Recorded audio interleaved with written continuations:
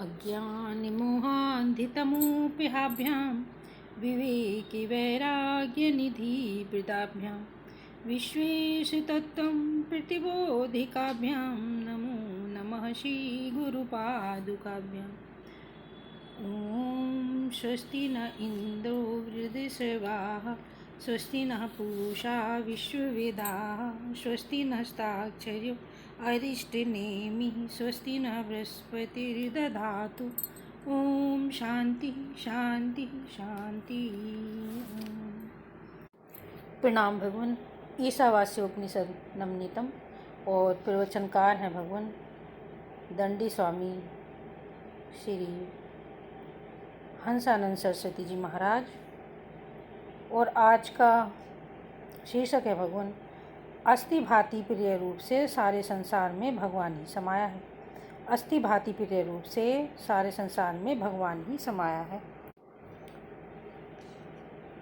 भगवान ही समाया है। अस्थि भांति प्रिय रूप का अर्थ है सच्चित आनंद। हर नाम रूप में सत्यचित आनंद समाया है। नाम रूप कल्पित है, प्रतीति मात्र है और अस्थि भांति प्रिय रूप सत्य है। नाम रूप माया का कार्य है, इसलिए कल्पित है। कारण परमात्मा सत्य है। अब देखेंगे नाम रूप की कल्पना और अस्थि भांति प्रिय रूप की सत्यता। घट यह 2 अक्षर का नाम है, गोल मटोल उसका रूप है। अब इसमें परमात्मा की व्यापकता देखो। घटो अस्थि, घट है। घटो भांति घट भासता है। घटो प्रियः, घट प्रिय है। तो यह घट का अस्थि भांति प्रिय रूप तो ब्रह्म का ही है। घट यह तो एक नाम हो गया। घट का रूप तो गोल है, तो घट इस नाम रूप में अस्थि भांति प्रिय रूप समाया है। अस्थि भांति प्रिय रूप तो सत्य वस्तु है, क्योंकि वही ब्रह्म है, परमात्मा है। इसका तो नाश नहीं हो सकता, लेकिन कल्पित चीज़ का तो नाश जरूर होगा, क्योंकि घट यह कुम्हार की कल्पना है। मन में गोल रूप था, नाम था, माटी में आकार बना दिया। घट यह कुम्हार की मानस कल्पना है। माटी को तो कुम्हार ने नहीं बनाया, खाली नाम रूप बनाए जाते हैं। माटी को तो कुम्हार ने नहीं बनाया, खाली नाम रूप बनाए जाते हैं। वे कल्पना है, माटी ही सत्य है। कुम्हार की कल्पना सदा न रहेगी। घट नष्ट होता है, फूटता है, वह अपने कारण माटी में मिल जाता है, मगर अस्थि भांति प्रिय रूप में सत्य वस्तु शेष रहेगी। घट का नाम रूप गया, मगर जो अस्थि भांति प्रिय घट में समाया था वह ब्रह्म था।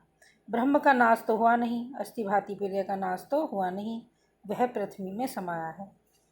पृथ्वी है, पृथ्वी भासती है, पृथ्वी प्यारी है, क्योंकि सबको रहने को जगह देती है। अस्थि भांति प्रिय यह कारण अर्थात ब्रह्म स्वरूप है, ईश्वर का, परमात्मा का स्वरूप है। कार्य रूप पृथ्वी में व्यापक है।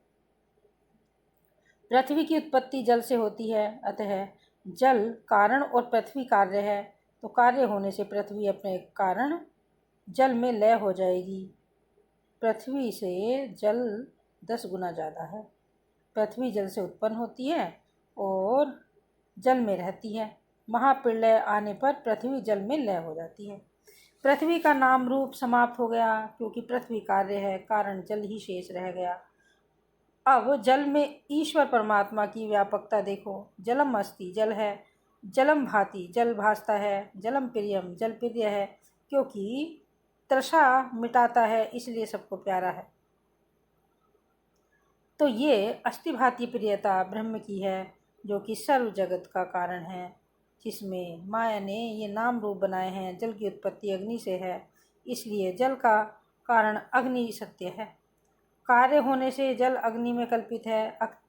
अग्नि से जल उत्पन्न होता है, अग्नि में ही रहता है और अग्नि में ही लीन हो जाता है। जल से अग्नि 10 गुना महान है। जल कार्य होने से कल्पित है और अग्नि कारण होने से सत्य है। अग्नि है, अग्नि भासती है और अग्नि प्रिय है। यह ब्रह्म का स्वरूप है। यही हमारे तुम्हारे आत्मा का स्वरूप है, क्योंकि भगवान ने कहा है तत्त्वमसि। जो ब्रह्म है वह हमारा तुम्हारा आत्मा है। जो ब्रह्म है वह हमारा तुम्हारा आत्मा है। तो अस्थि भांति प्रिय रूप में हमारा आत्मा सब नाम रूप से समाया हुआ है। फिर अग्नि का कारण वायु है। अग्नि कार्य है। अग्नि वायु से उत्पन्न होती है, वायु में रहती है, पुनः वायु में लीन हो जाती है। तो अग्नि का नाम रूप चला गया। कल्पित वस्तु इस प्रकार से एक के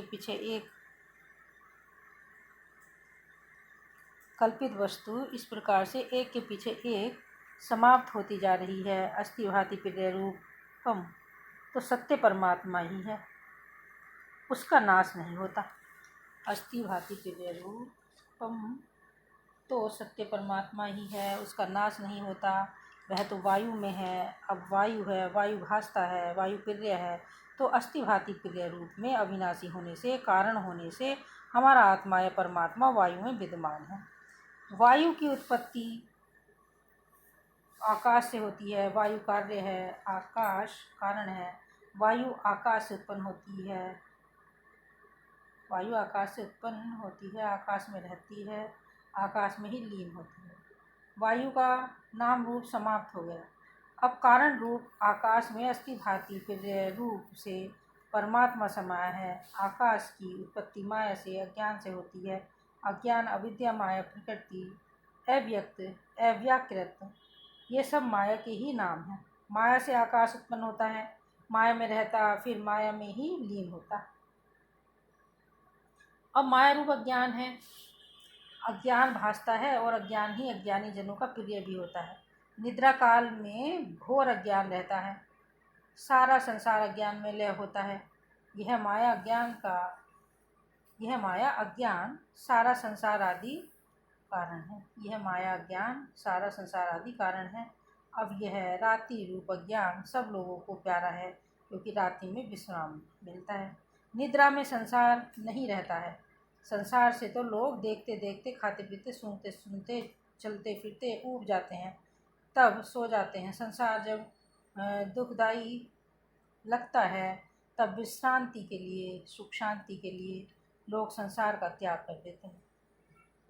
संसार जब दुखदाई लगता है, तब विश्रांति के लिए, सुख शांति के लिए लोग संसार का त्याग कर देते हैं। सुषुप्ति के गाढ़ निद्रा के अज्ञान में सब लय हो जाता है। तब गाढ़ निद्रा में सब जीवों को खूब आनंद मिलता है। कहा भी है, आनंदमयो ही आनंद भुक्त, आनंदमयो ही आनंद भुक, आनंदमय ही आनंद का भोक्ता है। आत्मानंद का अनुभव करता है। अज्ञान प्रिय है तो अस्थि भाति प्रिय रूप ब्रह्म अज्ञान में समाया हुआ है। अधिष्ठान ज्ञान से अर्थात आत्मज्ञान से, ब्रह्म ज्ञान से इस अज्ञान का नाश होता है, तो अज्ञान भी गया। अब हमारा तुम्हारा सच्चिदानंद अस्थि भाति प्रिय रूप से ब्रह्म ही शेष रहा, आत्मा ही शेष रहा, क्योंकि वह तो अविनाशी है। तो अज्ञान कार्य है, वह इस प्रकार से कल्पित ही है। इस अज्ञान का ज्ञान से नाश होता है। नाश होकर अज्ञान ज्ञान रूप में ही हो जाता है, ब्रह्म रूप ही हो जाता है।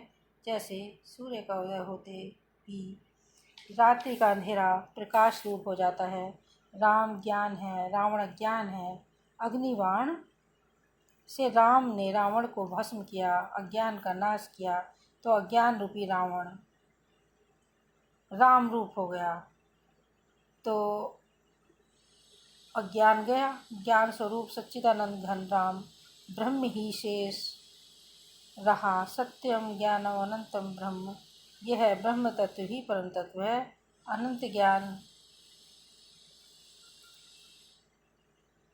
सत्यम ज्ञानम अनंतम ब्रह्म, यह ब्रह्म तत्व ही परम सत्य है, अनंत ज्ञान है, अनंत आनंद है।